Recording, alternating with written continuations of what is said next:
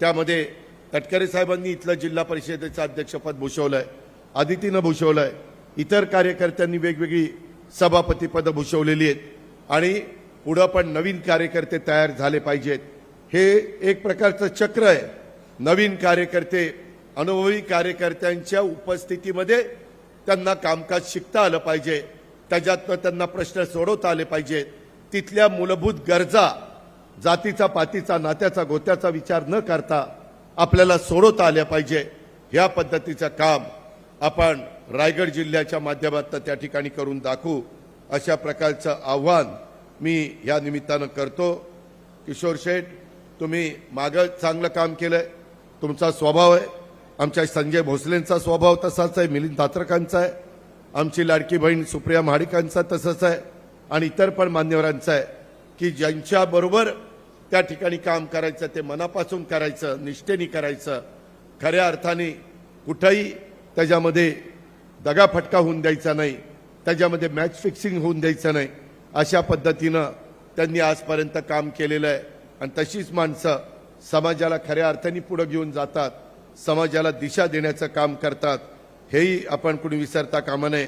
आपल्या जिल्ह्यात आणि आपल्या राज्यामध्ये तरुण तरुणींना रोजगार मिळण्याच्या करता देखील आम्ही सगळेजण प्रयत्नशील आहोत. CIIITची आम्ही त्या ठिकाणी स्थापना केलेली आहे. त्याच्यातून आमची मुलं मुली शिकणार आहेत. त्याच्यातनं नवीन वेगवेगळ्या प्रकारचं तंत्रज्ञान हे आमच्या मुलांना मुलींना कसं शिकवता येईल, AIचा वापर वेगवेगळ्या क्षेत्रामध्ये आपल्याला कशा पद्धतीनं करता येईल, याकरता राष्ट्रवादी काँग्रेस पक्ष सातत्याने प्रयत्न करतोय.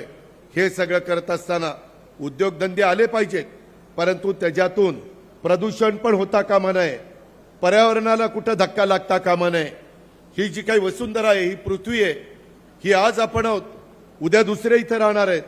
त्यांच्याकरता आपल्याला कुठेही चुकीचं काम होऊन द्यायचं नाही. वृक्षारोपण मिळेल तिथं आपल्याला करायचं आहे, पर्यावरणाचा समतोल साधायचा आहे, प्रदूषण अजिबात होऊन द्यायचं नाही, नवीन टेक्नॉलॉजीचा वापर करायचा.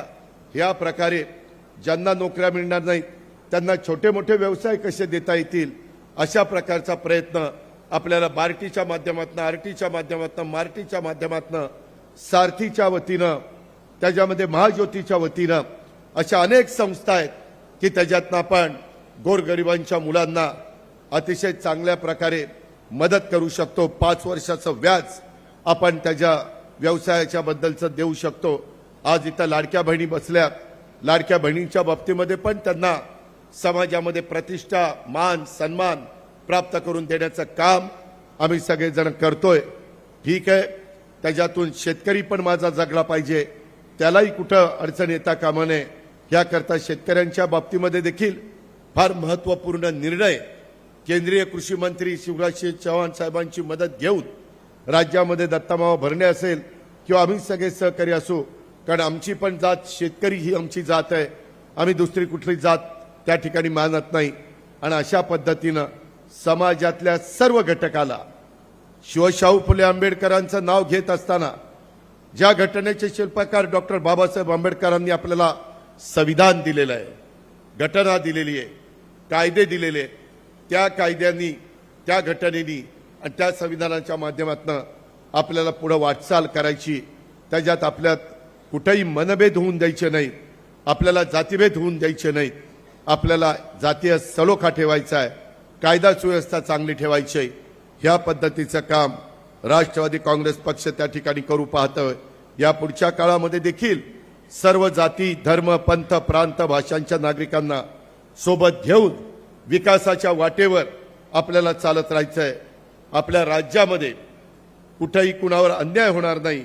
माझा मागासवर्गीय समाज, आदिवासी समाज, अल्पसंख्याक समाज अशा सर्व जाती धर्माच्या बांधवांना हक्काचं संरक्षण मिळालं पाहिजे.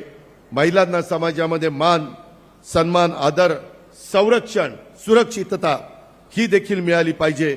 यासाठी आम्ही काम करतोय. महिला बाल विकास खात्याची जबाबदारी आपलीच मुलगी आदिती तटकरेकडे आहे. ती महाराष्ट्राची जबाबदारी अतिशय उत्तम पद्धतीने पार पडते.